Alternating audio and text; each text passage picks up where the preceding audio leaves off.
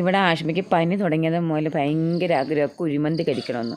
പനിയായിട്ടിരുന്നപ്പം വല്ലാത്തൊരാഗ്രഹമായി പോയി അത്. എന്തായാലും ഇന്ന് പുറത്ത് പോയപ്പോൾ പിന്നെ അതങ്ങ് വാങ്ങിച്ചേക്കാമെന്ന് കരുതി ഞാനിങ്ങനെ കടയിൽ വന്നിരിക്കുക.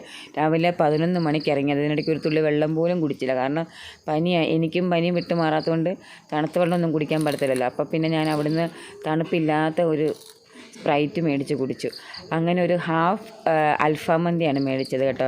അപ്പോൾ ഇവർ 3 പേരുണ്ട്. ഈ ഹാഫ് അൽഫാം മന്തിക്കകത്ത് ഇത് റൈസ് ഇത്രയുണ്ട്. റൈസ് ഓക്കെയാണ്, റൈസ് നല്ലോണം ഉണ്ട്. പക്ഷേ ഇതിൽ 2 പീസ് ചിക്കൻ മാത്രമേ കിട്ടത്തുള്ളൂ. അപ്പോൾ 3 പേരുണ്ടായിട്ട് ഞാൻ അതിൻ്റെ എക്സ്ട്രാ പീസും കൂടെ വാങ്ങിയിട്ടുണ്ട്.